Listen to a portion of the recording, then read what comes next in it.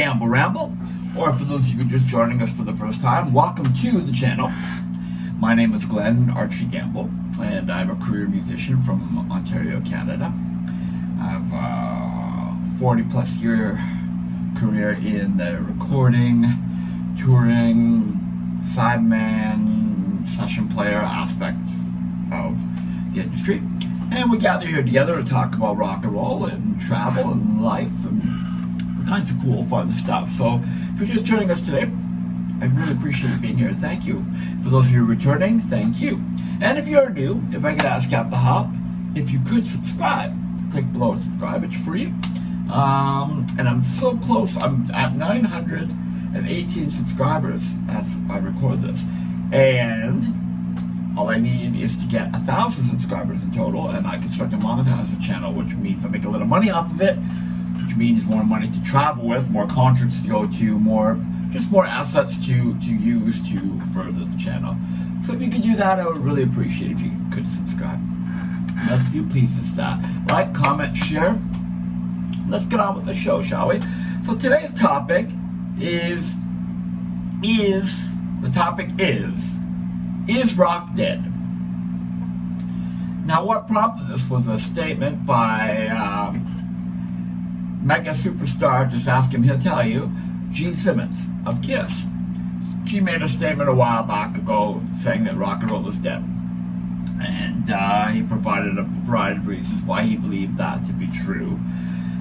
And of course, that begs the question, you know, and some of the things that he had to say were valid points. I mean, Gene's a very successful, very intelligent guy. Been in the industry for 50 years. He knows what he's talking about, and he's managed to maintain a career for that many years. So when he speaks, and you listen, you know, I kind of use a Gene calculator and divide everything he says by 10 to get to the truth, right? Because he's known for exaggeration and being a bit of a gas bag. I've had some experiences. I've toured with Kiss, and I've met Gene several times, sat down, hung out with him socially, and other, you know, and perhaps I'll do a vlog on that someday. We can all tune in and talk about that. But yeah, you have to kind of take Gene at face value.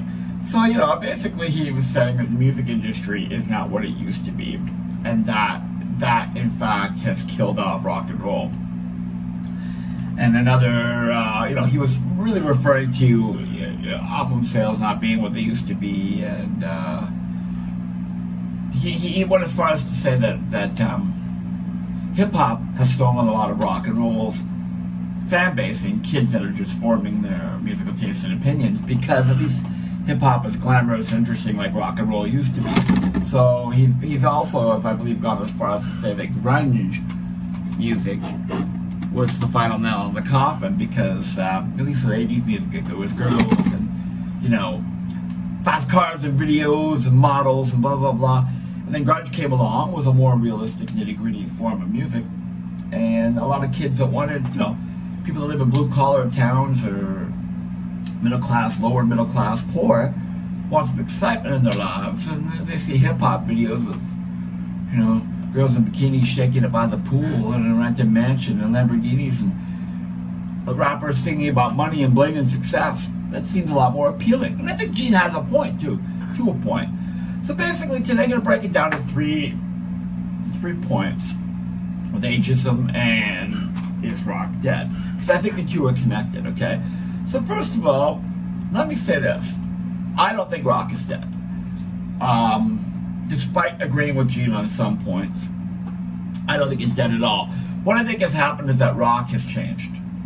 And now, to be specific, rock and roll, the 50s phrase to describe music that evolved from rhythm and blues, that's on life support. You don't hear a lot of kind of blues-based, shuffle, swing-based rock and roll music.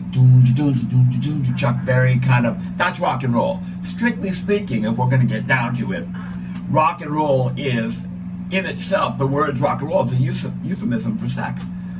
Rocking and rolling all night long with my baby, right? So that Chuck Berry type music, you don't find a lot of that around. It has changed and morphed into rock music. So, yeah, I mean, for a while there, the landscape really did look dire. There wasn't a lot of great rock coming out. Young musicians were finding outlets in other art forms, as I said, hip-hop and EDM, and, different forms of music. Country is huge right now. Country is more like rock used to be, but that's a whole other topic. So, let's start with point number one. There are some great young bands out there. So, no, rock is not dead. It might be morphed into something else, is what I believe. Or Genius is on life support, something to that degree. But no, I think it's changed into something else. So, for example, the band The Warning. I've done 4 vlogs now on this band in the last couple weeks, and I've received more attention from their fans, the Warning Army, for this channel than I have in total and in years since I started this thing. This is just something I do for fun. But the Warning Army came out in droves, and thank you again for that. My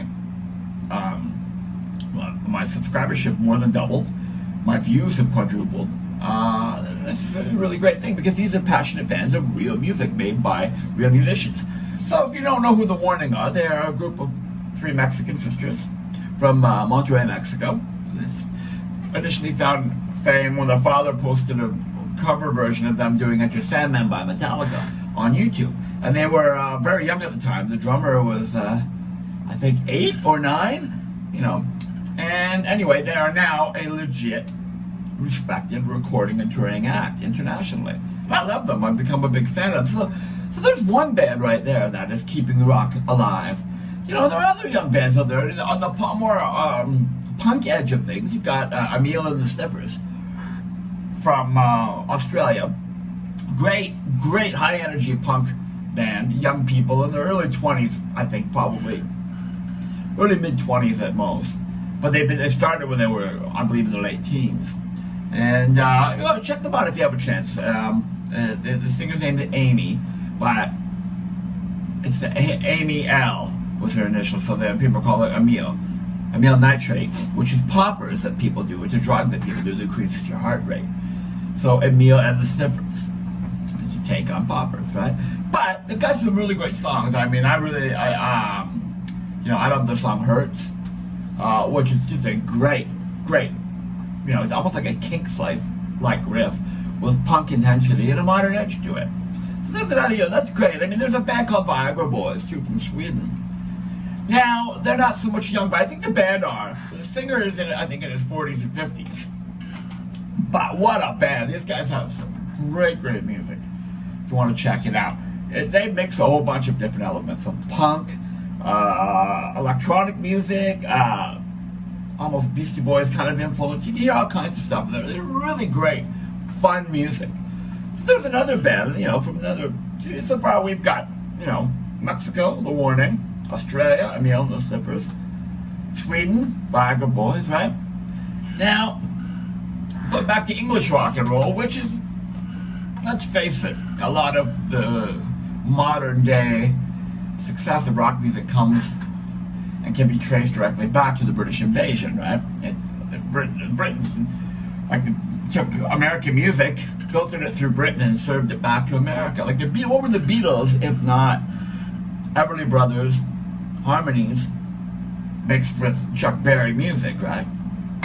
So, Pia Badoobie is an artist from London, England. She's actually from the Philippines, but her family immigrated to London or to England at an early age, and so she's a Londoner. When you hear her speak, she's got a London accent for sure.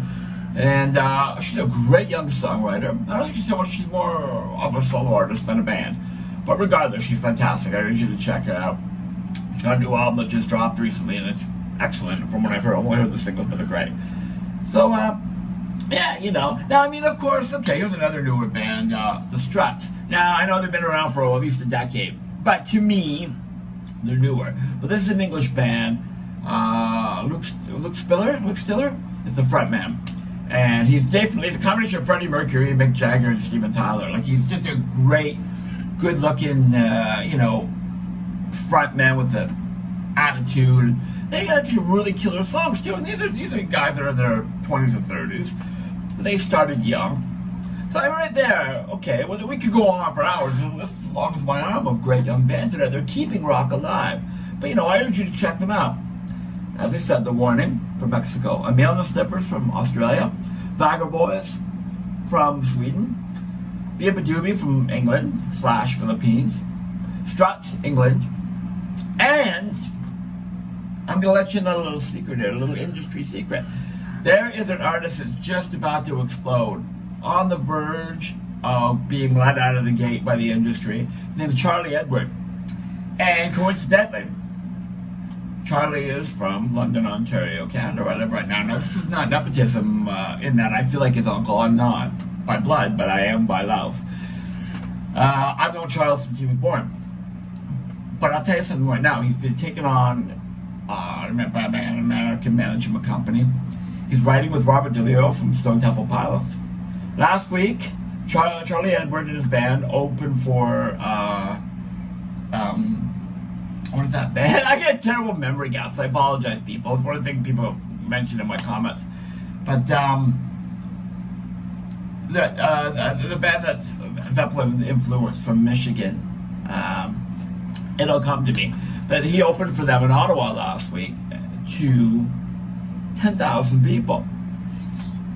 The week before that, Stone Temple Pilots, who are out currently touring with a new singer, had Charlie Edward come up and play on stage with them. And I'll try and put a clip of that in here, if I can. Because of the connection with Robert DeLeo, bass player from the Stone Temple Pilots. Charles writes with him. So this is a kid, he's a young man that's on his way. He's going to have an album release soon, and the industry is getting ready to be the big push behind him. Greta Van Fleet. Sorry, that's the band. I believe Charles has the same manager as Greta Van Fleet, or there's a connection there, industry-wise. As I said, he opened for the massive Greta Van Fleet in Ottawa last week to 10,000 people, and killed. Had a great response. Sat in with Stone Temple Pilots last week, a legendary rock and roll band. He's writing with them. I mean, I'm telling you right now, Charlie Edward, keep your eyes open for him, ladies and gentlemen.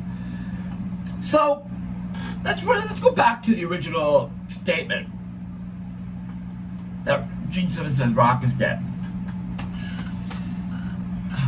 As I mentioned, I've toured with Gene and I've met Gene several times. And Gene's a bit of a gas bag, I mean, he'll say he has verbal diarrhea. He'll just listen to me. I ramble, but anyway. Gene will say something and then worry about the consequences after, right? And a lot of time he says things for attention or for press. And he got a lot of press with the statement that rock is dead. I remember when it was a few years ago when he initially said it.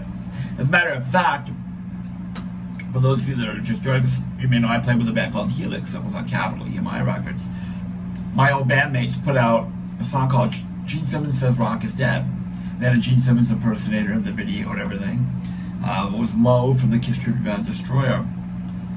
So Brian Vollmer, lead singer of Helix, he responded with a song.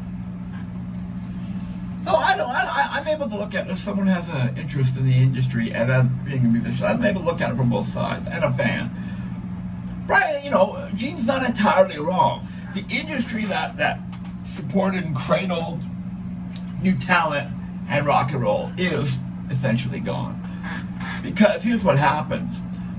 People stop buying albums, record companies stop making money, and the money that's there to support and nurture a new band is no longer available.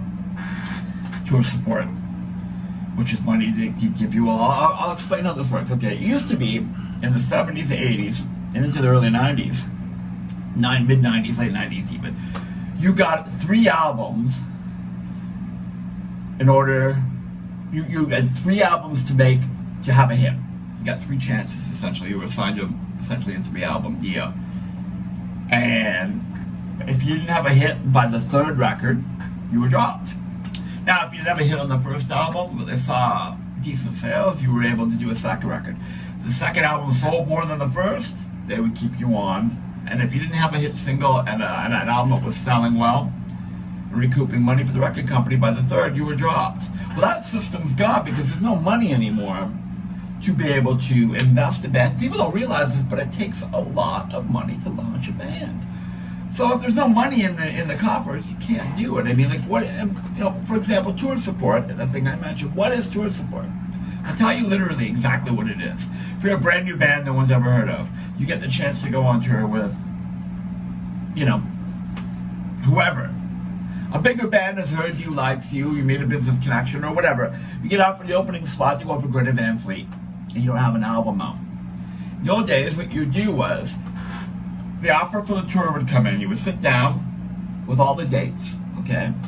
The agent manager and tour manager would map out distance between cities, calculate how much gas is going to cost, rental of a bus or a van, trailer, hiring of crew for the duration, figure out how much the salaries are going to be, figure out how much it's going to cost in gas to get from city to city, all the expenses that you can basically sit down, say a month-long tour, and figure out how much that tour is going to cost versus how much you're going to get paid. Okay, now this is an important thing. Opening bands get shit money, especially unknown opening bands. Special guests that are often brought in are named bands that can command a little bigger fee because they're there to help sell tickets. But an opening act, forget about it. Forget about it. You're new. No one knows. That tour is doing you more favors than the other way around. You're getting exposed to, let's say, the fictional Greta Van Fleet tour. You're getting exposed to their audience. So you want to be on that tour. So you're probably making $500 to $1,000 a night. Okay? So let's say there's 25 shows. And you're getting $1,000 to be generous a night. 25 shows in 30 days in a month. $25,000 in income. You sit down and you figure out the expenses, salaries for the crew, rental of a tour bus, rental of a van, whatever it may be, gas, etc., hotels, per diems, which is a food allowance for everybody on tour, everything. And the difference between what you're earning and what you need to make the tour happen, you submit these papers and that amount to the record company. They would issue you a check for the difference to finance the tour. Hence, tour support. Comes out of your royalties. Okay, so you don't get a dime until all that's paid back if you have a hit. Just as cost of video is usually at least half is paid for by the artist, half by the label. So, if there's no money in the coffers, then there is no tour support and there's no tour. So I feel for young bands these days, that it's harder than ever to get it together and make it happen. And so in that respect, is Gene right?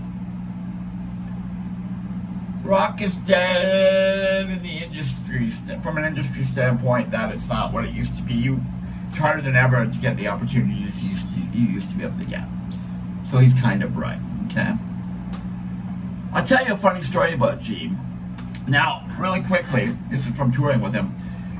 Gene used to be known as someone who had his finger on the pulse. He helped a lot of young bands get signed. He helped Chuck get their record deal. He famously produced Van Halen's demo, put a lot of money into them, tried to get them signed. He tried to help Cinderella, Bon Jovi. There's a list of bands, as long as you're on it, Gene's tried to help.